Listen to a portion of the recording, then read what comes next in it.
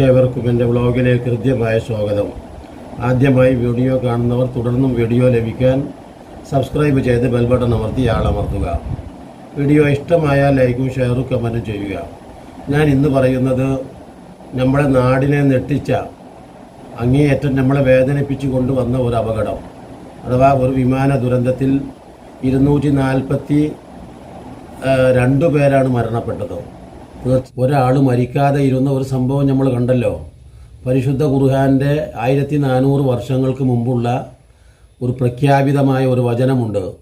സൂറത്ത് all Imran എന്ന് പറയുന്ന 3-ാമത്തെ അധ്യായം, അതിലെ 145-ാമത്തെ വചനത്തിൽ പറയുന്ന ഒരു വാക്കുണ്ട്. അത് വളരെ തങ്കലിപികളിൽ എഴുതി വെക്കപ്പെടേണ്ട ഒരു സംഗതിയാണ്. എന്ന് പറഞ്ഞാൽ, എനിക്കിപ്പം മരിക്കണം എന്ന് ആര് വിചാരിച്ചാലും സ്വാഭാവികമായിട്ട് ഒട്ടനേകം ആളുകൾ ആത്മഹത്യയിൽ നിന്ന് പോലും രക്ഷപ്പെടുന്നുണ്ട്. അവൻ്റെ ജീവിതം ഇല്ലാതാക്കാൻ ഉറപ്പിച്ച് ഇറങ്ങി തിരിച്ചതാണ്. ഇനി എനിക്കൊരു ജീവിതമില്ല, ഞാൻ എന്തായാലും ജീവിതം അവസാനിപ്പിച്ചേ മടങ്ങൂ. അങ്ങനെ ഒട്ടനേകം ആളുകൾ ആത്മഹത്യയുടെ വക്കിൽ നിന്ന് രക്ഷപ്പെട്ടതിനു ശേഷം പിന്നീട് മരിക്കാൻ ആഗ്രഹിക്കാത്തവരുണ്ട്. കുറേ ധാരാളം വർഷങ്ങൾ ജീവിച്ചവരുണ്ട്. അതോടൊപ്പം തന്നെ എന്തെങ്കിലും അപകടത്തിൽ നിന്ന് രക്ഷപ്പെട്ട് കുറേ കാലം ജീവിച്ചവരുണ്ട്. അല്ലേ? ഇതൊക്കെ അത്ഭുതമാണ്. നമ്മൾ മരിച്ച് അങ്ങോട്ട് പോയിട്ട് ഇങ്ങോട്ട് വന്ന് എന്ന് നമ്മളുടെ ഈ സാജി പറയാറുണ്ട്. അവൾ സ്വയം ആത്മഹത്യ പലവട്ടം ശ്രമിച്ചു എന്ന് പറയുന്നു. ജസ്ന ശ്രമിച്ചിട്ടുണ്ട്. അങ്ങനെ കുറേ ആളുകൾ. അത്ഭുതകരമാണ്. അതാണ് അള്ളാഹുവിൻ്റെ പരിശുദ്ധ ഖുർആൻ പറഞ്ഞത്. മരണം വിധിക്കപ്പെട്ടു കഴിഞ്ഞാൽ ആ ആൾ ഒരു അംഫിക്കും ഇമ്മ റസഖനാക്കും മീൻ കബലിയായി ഏത്തിയ അഹദക്കുമുൽ മൗത്ത് നടക്കും. വല യുഅഖിർ അല്ലാഹു നഫ്സൻ ഇദാ ജാഹ അജലുഹ. ഒരു സെക്കൻഡ് പോലും പിന്നീട് ഒരു മനുഷ്യനെയും പിന്നീട് സമയമായി കഴിഞ്ഞാൽ അള്ളാഹു ഇവിടെ ബാക്കി വെക്കുകയില്ല. എന്നതുപോലെ തന്നെ ഞാൻ ഈ പറഞ്ഞ അപകടത്തിൻ്റെ പശ്ചാത്തലത്തിൽ പറയുന്ന ഒരു വാക്കാണ് ഈ പറയുന്ന 3-ാം അധ്യായം 145-ാമത്തെ വചനം. ഒമാ കാന ലി നഫ്സിൻ അൻ തമൂത ഇല്ലാ ബിഇദ്നില്ലാഹി കിതാബൻ മുഅജ്ജല എന്ന് പറഞ്ഞാൽ, പരിശുദ്ധമായ റബ്ബ് സുബ്ഹാനഹു വ തആല, സർവ്വസനനായ അള്ളാഹു അവൻ്റെ റിക്കാർഡിൽ രേഖപ്പെടുത്തി വെക്കപ്പെട്ടിട്ടുണ്ട്. ഒരാൾക്കും സാധിക്കുകയില്ല, ഒരു ആത്മാവിനും സാധിക്കുകയില്ല സ്വന്തമായിട്ട് എനിക്ക് മരിക്കണമെന്നത്. മറിച്ച് അത് അള്ളാഹു, ഈ പ്രപഞ്ചനാഥൻ തീരുമാനിക്കും. അതാണ് ആ പരിശുദ്ധമായിട്ടുള്ള ആ വാക്യത്തിൻ്റെ അർത്ഥം. അത് ഏറ്റവും ഇന്ന് പ്രസക്തമായിരിക്കുന്നു എന്നതുകൊണ്ടാണ് ഞാൻ ആ വചനം ഇവിടെ പാരായണം ചെയ്ത് നിങ്ങളെ കേൾപ്പിച്ചത്. അതാണ് മനുഷ്യൻ ഞാനങ്ങോട്ട് മരിക്കണമെന്ന് വിചാരിച്ചാൽ പോലും, അതാണ് 242 ആളുകളിൽ 241 ആളുകളുമായി യാത്രക്കാർ മരണപ്പെട്ടു. അതോടൊപ്പം വന്ന അനുബന്ധ മരണങ്ങൾ വേറെ നടന്നിട്ടുണ്ട്. ആ കെട്ടിടത്തിൽ വീണു, അങ്ങനെയൊക്കെയുണ്ട്. പക്ഷേ അതല്ല. അപ്പം ഞാൻ പറയുന്നത്, അതിൽ ഒരാൾ മാത്രം രക്ഷപ്പെട്ട ഒരു അത്ഭുതം, അല്ലേ? അയാൾ വേറെ എന്തെങ്കിലും രീതിയിലുള്ള ഒരു മാസ്മരിക അല്ലെങ്കിൽ ഒരു അത്ഭുത സിദ്ധിയുള്ള ഒരാളായതുകൊണ്ടൊന്നുമല്ലത്. നമ്മൾ വിചാരിക്കും അയാൾ ഒരു അത്ഭുത സിദ്ധി അയാൾക്ക് മാത്രം വേണമെങ്കിൽ ഇവിടുത്തെ കുറേ സമൂഹം അയാളെ ഒരു പ്രത്യേക അജയ്യനായ വ്യക്തിയായിട്ട് വേണമെങ്കിൽ ആരാധിക്കപ്പെടും. വേണമെങ്കിൽ പിൽക്കാലത്ത് അയാളുടെ മക്ബറകൾ ഉണ്ടാക്കാം, അയാളുടെ പ്രതിഷ്ഠകൾ ഉണ്ടാക്കാം. കാരണം അത്ഭുതകരമായിട്ട് അയാൾ ഈശ്വരനാണ്, അയാൾക്ക് വരാനുള്ള കാര്യം അറിയും, രക്ഷപ്പെട്ടിരിക്കുന്നു എന്നൊക്കെ ആളുകൾ വേണമെങ്കിൽ പറഞ്ഞുകൊണ്ടിരിക്കും അയാളെ പറ്റി, അല്ലേ? നമ്മുടെ സമൂഹം എത്ര പുരോഗതി പ്രാപിച്ചു എന്ന് പറഞ്ഞിട്ടും കാര്യമില്ല. തികച്ചും അന്ധവിശ്വാസത്തിൻ്റെ കുണ്ടിലാണ് ഇപ്പോഴും കഴിയുന്നത്. അങ്ങനെ തന്നെയാണ് ഈ മക്ബറകളും ജാരങ്ങളും ഇത്തരത്തിലുള്ള ഓരോ സംഭവങ്ങളും ഉണ്ടായിക്കൊണ്ടിരിക്കുന്നത്. ഇങ്ങനെ തന്നെയാണ്. ഇനി ഇയാൾക്ക് വേണമെങ്കിൽ അങ്ങനെ അവകാശവാദം ഉന്നയിച്ചാൽ അയാൾ ജീവിക്കുന്ന ഒരു ഒരു ദൈവം തന്നെ ഒരാൾ ദൈവമായിട്ട് മാറാനും വേണമെങ്കിൽ ഇയാൾക്ക് ഒരു കഴിവൊക്കെ ഉണ്ടെങ്കിൽ ഇത് ഉപയോഗപ്പെടുത്തിക്കൊണ്ട് തന്നെ അയാൾക്ക് വടക്കേ ഇന്ത്യ ആയതുകൊണ്ട് പ്രത്യേകിച്ച് അയാൾക്ക് ഒരാൾ ദൈവമായിട്ട് രംഗത്ത് വരാനും കഴിയും. അതാണ് യഥാർത്ഥത്തിലുള്ള ഇന്ന് നമ്മുടെ നാടിൻ്റെ അവസ്ഥയാണ് ഞാൻ ഈ പറയുന്നത്. എത്ര ഉയരത്തിലാണെങ്കിലും അവൻ എത്രയോ നിസ്സാരനാണ് എന്ന ഒരു ബോധ്യത നമ്മെ പഠിപ്പിക്കുകയാണ്. ദൈവം തമ്പുരാനായ അള്ളാഹു നമ്മെ പലതുകൊണ്ടും ഈ ലോകത്ത് പഠിപ്പിക്കുന്നു, പരീക്ഷിക്കപ്പെടുന്നു. ആലോചിച്ച് നോക്കൂ നിങ്ങൾ. എങ്കിലും അവൻ തീർച്ചയായിട്ടും കാരുണ്യവാനാണ്. അവൻ്റെ ഓരോ പ്രവർത്തനത്തിൻ്റെ പിന്നിലും അത്ഭുതകരങ്ങളായ കൈകളാണ് പ്രവർത്തിക്കുന്നത്. എന്തുമാത്രം അത്ഭുതമെന്ന് പറഞ്ഞാൽ, ഈ നടന്ന ഈ അപകടത്തിലും അവൻ എന്തു ചെയ്തിരിക്കുന്നു? ആലോചിച്ച് നോക്ക്. ഒരു അത്ഭുതത്തിൻ്റെ അടയാളം അതാണ്. ഒരു അത്ഭുതം അവൻ അടയാളപ്പെടുത്തിയിരിക്കുന്നു. എല്ലാ സംഗതികളിലും നമുക്ക് ഇത് കാണാൻ കഴിയും. ദൈവം അതാണ് ഒരു മഹൽ വചനത്തിൽ പറയുന്നത് പോലെ ദൈവം കൊടുങ്കാറ്റിലല്ല, ദൈവം മന്ദമാരുതനിലാണ് ദൈവമുള്ളത് എന്ന് പറഞ്ഞാൽ ദൈവത്തിൻ്റെ പ്രവർത്തനം കൊടുങ്കാറ്റിലല്ല കാണിക്കപ്പെടുന്നത്, മറിച്ച് അത് മന്ദമാരുതനായ മെല്ലെ പോകുന്ന ആ ചെറിയ ഇളങ്കാറ്റിലാണ്. പരിശുദ്ധ ഖുർആൻ പറയുന്നുണ്ട്, വഹുവല്ലദീ അർസല റിയാഹ ബുശ്റൻ ബൈന യദൈ റഹ്മതിഹി വഅൻസൽനാ മിനസ്സമാഇ മാഅൻ തഹൂറ. പരിശുദ്ധമായിട്ടുള്ള ശുദ്ധജലത്തെയാണ് അവൻ നിങ്ങൾക്ക് ഇറക്കി തന്നത്. ആ ശുദ്ധജലം ഇറങ്ങുന്നതിന് മുമ്പ് വഹുവല്ലദീ അവൻ അയച്ചിരിക്കുന്നു അർസല റിയാഹ ഒരു കാറ്റിനെ, വഹുവല്ലദീ അർസല റിയാഹ ബുശ്റൻ ബൈന യദൈ റഹ്മതിഹി, അള്ളാഹുവിൻ്റെ അനുഗ്രഹവുമായി വരുന്നു മഴ എന്ന ഒരു മുന്നറിയിപ്പ് മനുഷ്യർക്ക് അറിയിപ്പ് കൊടുത്തുകൊണ്ട് ഒരു മന്ദമാരുതൻ്റെ വരവുണ്ട്. അപ്പോൾ എന്നതുപോലെ ആ ദൈവത്തിൻ്റെ അത്ഭുതങ്ങൾ, ആ പടച്ച തമ്പുരാൻ്റെ അനുഗ്രഹങ്ങൾ, ഇതിലൊക്കെ നമുക്ക് പലതും പഠിക്കാനായിട്ട് കിടക്കുന്നുണ്ട്. നമുക്ക് അറിഞ്ഞുകൂടാ നമുക്ക് എന്താണ് സംഭവമെന്ന്. ലഹും ഖുലൂബുൻ ലാ യഫ്ഖഹൂന ബിഹ, മനുഷ്യന് ഹൃദയമുണ്ട്, അവനൊന്നും പഠിക്കുന്നില്ല. വലഹും അഹ്യുനും ലാ യുബ്സിറൂന ബിഹ, കണ്ണുണ്ട്, ഒന്നും കാണുന്നില്ല. കാര്യങ്ങൾ എങ്ങനെയാണ് എന്ന് പറഞ്ഞാൽ ദൈവത്തിൻ്റെ പരമകാരുണ്യകനായ ആ പടച്ചവനെന്തേ ഇങ്ങനെ ചെയ്തു എന്ന ചോദ്യം അല്ലേ. 242 പേര് മരണത്തിലേക്ക് തള്ളിവിട്ടത് ആ ദൈവമല്ലേ? യഥാർത്ഥത്തിൽ ഒരിക്കലുമല്ല. ആ ദൈവത്തിൻ്റെ അവിടെ അടയാളപ്പെടുത്തി. നമ്മൾ ധാരാളം അപകടങ്ങൾ കണ്ടിട്ടുണ്ട്, കേട്ടിട്ടുണ്ടില്ലേ. ഇതിലൊക്കെ ഒരു അത്ഭുതത്തെ, ഒരു മിറാക്കിൾ അവൻ രേഖപ്പെടുത്തുന്നത് കാണാം. ഇപ്പോൾ ഉദാഹരണം, ഒരു ആനക്കുട്ടി ഒരു കിണറ്റിൽ വീണാൽ എങ്ങനെയാണ് അത് കിണറ്റിൽ വീണത്? തീർച്ചയായിട്ടും, പക്ഷേ അത് രക്ഷപ്പെടുന്നു. എന്നതുപോലെ വേറെ എന്ത് അപകടം നടന്നാലും അതിൽ നിന്ന് ഒരു അടയാളപ്പെടുത്തൽ ദൈവം ഉണ്ടാക്കി വെക്കുന്നു, അള്ളാഹു ഉണ്ടാക്കി വെക്കുന്നു. എത്ര വിമാനാപകടങ്ങൾ, എത്ര ട്രെയിൻ അപകടങ്ങൾ അല്ലേ. നമുക്കും ഒന്നും അറിയില്ല, നാം ഇങ്ങനെ മുന്നോട്ട് കുതിച്ചു പോകുന്നു എന്നല്ലാതെ ലോകത്തിൻ്റെ വരാനുള്ള കാര്യങ്ങളൊക്കെ നമ്മൾക്ക് വമ്പൻ കാറ്റ് വരുന്നു എന്ന് പറയുമ്പോഴും വമ്പൻ മഴ വരുന്നു എന്ന് പറയുമ്പോഴും നമ്മെ സംബന്ധിച്ചിടത്തോളം അതിൽ നിന്ന് രക്ഷപ്പെടാൻ നമുക്ക് യാതൊരു നിർവാഹവുമില്ല. എന്ന് പറഞ്ഞാൽ മനുഷ്യൻ അത്രമാത്രം നിസ്സാരനാണ്. കാരണം അവനെ സൃഷ്ടിച്ചിട്ടുള്ളത് ഖുലിഖൽ ഇൻസാനു ദഈഫ, വളരെ നിസ്സാരമായ ഒരു അവസ്ഥയിലാണ് അവൻ്റെ സൃഷ്ടിപ്പുള്ളത്. അവൻ എന്ന് പറഞ്ഞാൽ അത്രമാത്രം അവൻ ദുർബലനാണ്. ഒരു തുള്ളി വെള്ളത്തിൽ നിന്ന് അവനെ സൃഷ്ടിക്കപ്പെട്ടു എന്ന് മാത്രമല്ല, സൃഷ്ടിക്കപ്പെട്ടതിനു ശേഷം അവൻ നല്ല ആകാരവും ഭംഗിയും ഒക്കെ ഉണ്ടായതിനു ശേഷവും ഒരു ചെറിയ പനി പനിച്ചാൽ അല്ലേ, നമ്മളൊക്കെ കണ്ടിട്ടുണ്ട്, പിന്നെ എനിക്കൊന്നും വേണ്ട ഭക്ഷണം എന്ന് പറയും അല്ലേ. 2 പ്രാവശ്യം വയറ്റിൽ നിന്ന് പോയാൽ നമ്മൾക്ക് പിന്നെ എന്തിനെങ്കിലും കഴിയുമോ? മനുഷ്യനെ സംബന്ധിച്ച് അവൻ നിസാരനാണ് എന്ന് എപ്പോഴും അവനെ ബോധ്യപ്പെടുത്തിക്കൊണ്ടിരിക്കുന്നു ഈ ദൈവം. ആ സർവശക്തനായ പടച്ചവൻ്റെ കഴിവിന് മുമ്പിൽ അവൻ എത്രയോ നിസാരനാണ്. അപ്പോൾ ഞാൻ പറഞ്ഞു വന്നത്, എല്ലാത്തിലും ഈ നിസാരത അംഗീകരിക്കാൻ മനുഷ്യൻ കൂട്ടാക്കുന്നില്ല. അതാണ് ഒരിക്കലും അവൻ അഹങ്കാരത്തോടെ മുന്നോട്ട് പോയിക്കൊണ്ടിരിക്കുകയാണ്. ഞാൻ തന്നെയാണ് ഏറ്റവും മേലെ എന്ന്, ഏറ്റവും മേലെയുള്ള സർവശക്തനെയും വകഞ്ഞു മാറ്റിയിട്ട് ഞാൻ തന്നെയാണ് മേലെ എന്ന് പറയുന്നവരാണ് നമ്മൾ. പക്ഷേ എത്ര നിസാരക്കാരനാണ് എന്ന് ഓരോ അനുഭവത്തിൽ നിന്നും നമ്മൾ പഠിക്കുന്നതോടൊപ്പം ആ എന്താ പറയുക, വിശ്വാസ് കുമാർ എന്ന ചെറുപ്പക്കാരൻ്റെ രക്ഷപ്പെടൽ, അതാണ് ഞാൻ പറഞ്ഞത്. ആ രക്ഷപ്പെടൽ അത്ഭുതത്തിൻ്റെ ഒരു അടയാളപ്പെടുത്തൽ. ഞാൻ നേരത്തെ പറഞ്ഞതുപോലെ എല്ലാ അപകടങ്ങളിൽ നിന്നും ഞാൻ എൻ്റെ ഓർമ്മയിൽ വരുന്നു പല അപകടങ്ങളും. ഒട്ടനേകം എൻ്റെ മനസ്സിൽ തങ്ങി നിൽക്കുന്ന ചില അപകടങ്ങളുണ്ട്.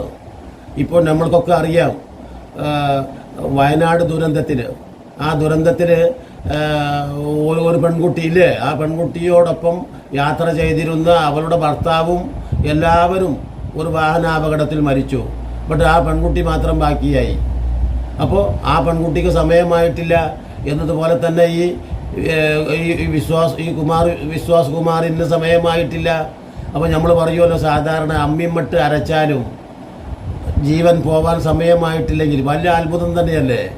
അതാണ് അത്ഭുതം രേഖപ്പെടുത്തിയിരിക്കുന്നു എന്ന് പറഞ്ഞത്. നമ്മൾ ഒരിക്കലും സാധ്യതയില്ല ഉണ്ടോ?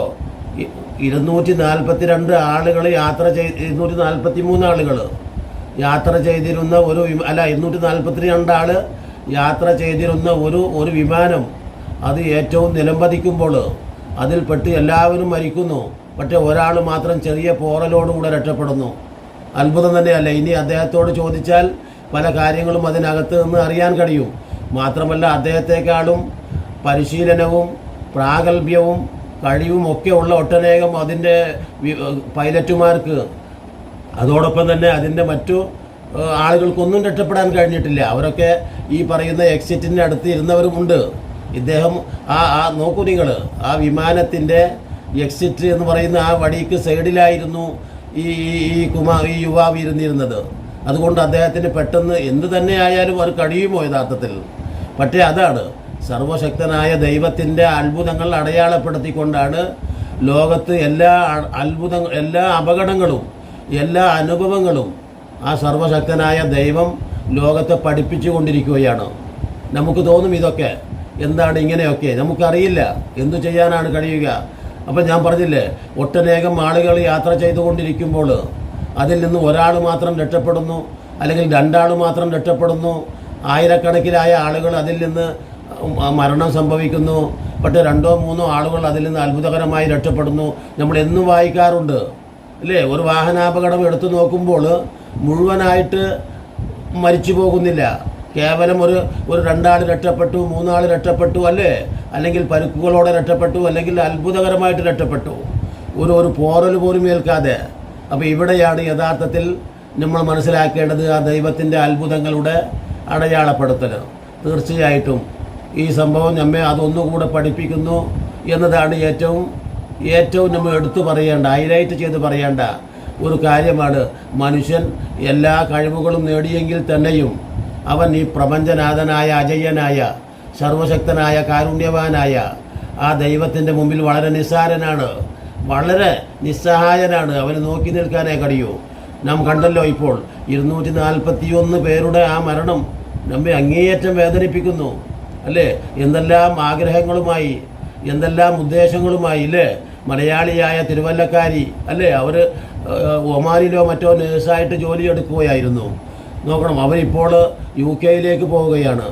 ആലോചിച്ച് നോക്കുക. അതോടൊപ്പം തന്നെ എനിക്ക് അത്ഭുതപ്പെടുത്തിയ മറ്റൊരു കാര്യം എന്താ വെച്ചാൽ, ഈ വിമാനത്തിൽ നിന്ന് പിന്മാറിയിട്ട്, ഈ യാത്രയിൽ നിന്ന് പിന്മാറിയവരുണ്ട്, ബുക്ക് ചെയ്തിട്ട് കിട്ടാത്തവരുണ്ട്, ആ വിമാനത്തിൽ സീറ്റില്ല എന്ന് പറഞ്ഞ് മടങ്ങിപ്പോയവരുണ്ട്, മടങ്ങിപ്പോയിട്ട് അതിൽ തന്നെ സീറ്റുണ്ട് എന്ന് പറഞ്ഞ് വീണ്ടും വിളിച്ചു കയറ്റിയ യാത്രക്കാരുണ്ട്. ആലോചിച്ച് നോക്കൂ നിങ്ങൾ, ദൈവത്തിൻ്റെ ഏറ്റവും വലിയ അത്ഭുതങ്ങൾ, രഹസ്യങ്ങൾ നമുക്ക് ഒരിക്കൽ തന്നെയും കണ്ടെത്തുവാനും അത് ചോർത്തിയെടുക്കുവാനും സാധ്യമല്ല. അതുകൊണ്ട് തന്നെ അത്ഭുതകരമാണ് എന്തെല്ലാം പ്രതീക്ഷകളുമായിട്ട് അല്ലേ? നമുക്കൊക്കെ അറിയാം, ഒട്ടനേകം ഈ തിരുവല്ലക്കാരി മാത്രമല്ല, അവിടെ ഉണ്ടായിരുന്ന ഈ 240 വരുന്ന ആളുകളെയും അവരുടെ ബന്ധുക്കളും കുടുംബാംഗങ്ങളുമൊക്കെ ഈ അഹമ്മദാബാദ് വിമാനത്താവളത്തിൽ വന്നു. എന്തെല്ലാം പ്രതീക്ഷകളുമായി സന്തോഷിച്ചു ചിരിച്ചു അല്ലേ? വളരെ വളരെ കുശലാന്വേഷണങ്ങൾ നടത്തി ഉമ്മ കൊടുത്താണ് അവരെല്ലാവരും എന്തു ചെയ്തത്? പരസ്പരം പിരിഞ്ഞു പോയത്. ആ പിരിഞ്ഞ് നോക്കണം, 600 അടി മാത്രം മുന്നോട്ട് പറന്നേ ഉള്ളൂ. അപ്പോഴേക്കും ആ വിമാനം വളരെ ദയനീയമായിട്ട് കൂപ്പുകുത്തുകയാണ് യഥാർത്ഥത്തിൽ ചെയ്തത്. അതുകൊണ്ട് എന്താ പറയുക, ആ ആഹ്ലാദ കണ്ണീര് അപ്പോൾ തന്നെ വളരെ എന്താ പറയുക സങ്കടക്കടലായി മാറുകയാണ് യഥാർത്ഥത്തിൽ ചെയ്തത്. ആലോചിച്ച് നോക്കൂ. അപ്പോൾ നാം നമ്മുടെ ഈ സങ്കടകരമായ അവസ്ഥയ്ക്ക് ഞാൻ പറഞ്ഞില്ല അനുശോചനം രേഖപ്പെടുത്തി എന്നതുപോലെ തന്നെ ഇപ്പോൾ എല്ലാവർക്കും ഈ കുടുംബാംഗങ്ങൾക്ക് പടച്ചവനെ ദൈവമേ നീ കരുത്തും സഹനശക്തിയും നൽകി അവരെ സഹായിക്കണമേ. ഞങ്ങൾക്ക് ഇത്തരത്തിലുള്ള ആപത്ത് കൊണ്ട് ഞങ്ങളെ നീ പരീക്ഷിക്കരുതേ അല്ലാഹുവേ. വളരെ അപൂർവമായിട്ടാണ് ഇങ്ങനെ വരുന്നതെങ്കിലും, ഉദാഹരണം ഞാൻ അറിഞ്ഞ് വായിച്ചതിനനുസരിച്ച് 8 ലക്ഷത്തിലേറെ വരുന്ന വിമാനങ്ങൾ ഈ ഇന്ത്യയിൽ തന്നെ സഞ്ചരിക്കുന്നുണ്ട്. ആ 8 ലക്ഷത്തിൽ 1 മാത്രമാണ് ഒരു അപകടത്തിൽപ്പെടുന്നേ ഉള്ളൂ. ബാക്കിയൊന്നിനും യാതൊരു അപകടവും സർവശക്തൻ വരുത്തുന്നില്ല. അപ്പോൾ വളരെ എന്തോ ചില കാരണങ്ങളാണെന്ന് നമുക്കറിഞ്ഞുകൂടല്ലോ, നമുക്കതിൻ്റെ രഹസ്യങ്ങളും അറിയില്ല. മാത്രമല്ല എന്തെല്ലാം ഞാൻ നേരത്തെ പറഞ്ഞതുപോലെ തങ്ങളുടെ മക്കളെ യാത്രയയക്കുന്ന മാതാപിതാക്കൾ, തങ്ങളുടെ ഭാര്യമാരെ യാത്രയയക്കുന്ന ഭർത്താക്കന്മാരെ യാത്രയയക്കുന്ന ഭാര്യമാർ, കുട്ടികളെ യാത്രയാക്കുന്ന അച്ഛന്മാർ അല്ലേ, അവരാ വീട്ടിലേക്ക് എത്തിയിട്ടില്ല. എന്തുമാത്രം തീരാ കണ്ണുനീര്, ആ തീരാ ദുഃഖം അല്ലേ. 1-ലേറെ ആളുകൾ മരണപ്പെട്ടവരും ആ കുടുംബത്തിലുണ്ട്. മാത്രമല്ല അതിലുണ്ടായിരുന്ന ക്യാപ്റ്റൻ എന്ന് പറയുന്ന അതിലുള്ള പൈലറ്റ്, അദ്ദേഹം അടുത്ത മാസമോ മറ്റോ വിരമിക്കാനിരിക്കുന്ന ആളാണ്. ആലോചിച്ച് നോക്കൂ, ഇത്രയും അദ്ദേഹത്തിൻ്റെ സർവീസിനിടക്ക് ഏകദേശം ഒരു 10-30 കൊല്ലത്തോളം അദ്ദേഹം നല്ല വിമാനം ഓടിച്ച് പഴക്കവും പരിചയവുമുള്ള ആൾ. 1,00,000-ലേറെ മണിക്കൂറുകൾ അദ്ദേഹം എന്താക്കിയിട്ടുണ്ട്, വിമാനത്തിൽ പരിശീലനം കിട്ടിയിട്ടുണ്ട് എന്ന് പറയാൻ 1,00,000-ലേറെ മണിക്കൂറുകൾ അദ്ദേഹം വളരെ അജയ്യമായി വിമാനം പറപ്പിച്ചിട്ടുണ്ട്. അതിലൊന്നും തന്നെ ഒരു രോമത്തിന് പോലും പരിക്കു പറ്റാതെ യാത്രക്കാരെ സുരക്ഷിതമായി അദ്ദേഹത്തിന് എല്ലാ വിമാനത്താവളങ്ങളിലും ഇറക്കി തിരിച്ചു കൊണ്ടുപോകാനും കഴിഞ്ഞിട്ടുള്ള അതിപ്രഗത്ഭവാനായ അജയ കഴിവുള്ള ഒരു വ്യക്തിത്വമായിരുന്നു. അതോടൊപ്പം തന്നെ അദ്ദേഹത്തിൻ്റെ അസിസ്റ്റൻ്റ്, അദ്ദേഹത്തിന് വലിയ പരിശീലനവും പരിചയവും ഉണ്ടായിരുന്നു.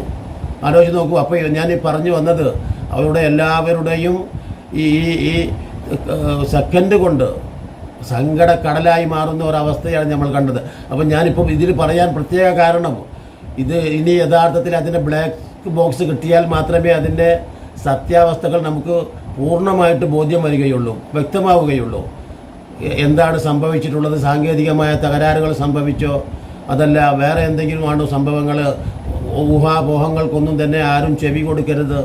കാരണം എന്തെങ്കിലും കേട്ടുകേൾവി മനുഷ്യരിൽ ഏറ്റവും വലിയ സംശയങ്ങൾ, വെറുപ്പിൻ്റെയും വിദ്വേഷത്തിൻ്റെയും ഭാഷകൾ, ഈ അങ്ങേയറ്റം വേദനാജനകമായ ഈ സാഹചര്യത്തിൽ നമ്മൾ വെറുപ്പിൻ്റെ ഭാഷ, വിദ്വേഷത്തിൻ്റെ ഭാഷ, പരസ്പരം ശത്രുതയുടെ ഭാഷയല്ല പെരുമാറേണ്ടത്, മറിച്ച് പരസ്പരം സ്നേഹത്തിൻ്റെ ഭാഷ, സാഹോദര്യത്തിൻ്റെ ഭാഷ, ക്ഷമ കൊടുക്കാൻ വേണ്ടി പ്രാർത്ഥിക്കുക. മാത്രമല്ല, സർവശക്തനായ ദൈവം എല്ലാവരുടെയും ദൈവമാണ്. അവനൊരിക്കലും നമുക്ക് ഒരു ദ്രോഹം ചെയ്യുകയില്ല. അതോടൊപ്പം തന്നെ പല തെറ്റിദ്ധാരണകളും ഉണ്ടാക്കി നോക്കട്ടെ. ഇപ്പോൾ തന്നെ പല തെറ്റിദ്ധാരണകളും പരത്തിക്കൊണ്ടിരിക്കുന്നു എന്ന് അറിയാൻ കഴിയുന്നു ഈ സോഷ്യൽ മീഡിയയിലൊക്കെ.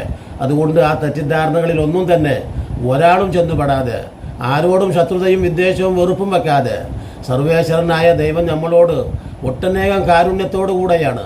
അവൻ്റെ മക്കളാണ് എല്ലാവരും. മതത്തിൻ്റെയും ജാതിയുടെയും കാര്യങ്ങളൊക്കെ നമ്മളുണ്ടാക്കിയതാണ്. ആ ദൈവത്തിൻ്റെ ആ അത്ഭുതം ഞാൻ നേരത്തെ പറഞ്ഞതുപോലെ, നമുക്ക് മഴ ആവശ്യമായി വരുമ്പോൾ അവൻ മഴ തരുന്നു, അവൻ ഓക്സിജൻ തരുന്നു. അഫറായത്തുമുൽ മാഹല്ലദീ തശ്റബൂൻ, നിങ്ങൾക്ക് ശുദ്ധജലം തരുന്നു. H2O അഥവാ പരിശുദ്ധമായ വെള്ളം. പരിശുദ്ധ ഖുർആൻ അത് പലയിടത്തും ആവർത്തിക്കുന്നുണ്ട്, എല്ലാ വേദങ്ങളും പറയുന്നുണ്ട്. നമുക്ക് ആ ദാഹിച്ച് വരയുമ്പോൾ ഒരു തുള്ളി വെള്ളം കിട്ടുക എന്ന് പറഞ്ഞാൽ അത്ഭുതമാണ്. നമുക്ക് ഉണ്ടാക്കിയെടുക്കാൻ, ശുദ്ധജലം ഉണ്ടാക്കിയെടുക്കാൻ കഴിയില്ല. അപ്പോൾ ഇത്രമാത്രം മനുഷ്യരോട് കാരുണ്യവും സ്നേഹവും ചെയ്യുന്ന ആ ദൈവത്തിൻ്റെ അടിമകൾ, ആ ദൈവത്തിൻ്റെ മക്കളായ മനുഷ്യരൊക്കെ ഒരേ ഉമ്മയുടെയും ഒരേ അച്ഛൻ്റെയും ഒരേ അമ്മയുടെയും മക്കളാണ്. പരസ്പരം ഭയപ്പെടുത്തുവാനും ഭിന്നിപ്പിക്കുവാനും വെറുപ്പിൻ്റെയും ശത്രുതയുടെയും ഭാഷയല്ല നമ്മൾ ഈ സാഹചര്യത്തിൽ വേണ്ടത്. ഓരോ ഇന്ത്യക്കാരൻ്റെയും ഐക്യപ്പെടലിൻ്റെയും ഓരോ ഇന്ത്യക്കാരൻ്റെയും ചേർത്തുപിടിക്കലിൻ്റെയും ഏറ്റവും വലിയ നിർണായക സാഹചര്യത്തിലൂടെയാണ് നമ്മൾ കടന്നു പോകുന്നത്. അതിനൊക്കെയുള്ള മനസ്സും കരുത്തും ദൈവം തമ്പുരാൻ നമുക്ക് തന്നുകൊണ്ട് നമ്മളെ സഹായിക്കുമാറാവട്ടെ. നമ്മുടെ രാജ്യത്തിൻ്റെ മേലെയും നമ്മുടെ ജനങ്ങൾക്ക് മേലെയും ഏത് ഗൂഢശക്തികൾക്കും ഒന്നും ചെയ്യാൻ കഴിയാത്ത വണ്ണം ദൈവം നമ്മുടെ രാജ്യത്തെ അഭിമാനപൂർവ്വം അജയ്യമാക്കി തീർക്കുമാറാവട്ടെ എന്ന് പ്രാർത്ഥിച്ചുകൊണ്ട് വാഹ്റു ദഹ്വാനാനിൽ അൽഹംദുലില്ലാഹി റബ്ബിൽ ആലമീൻ.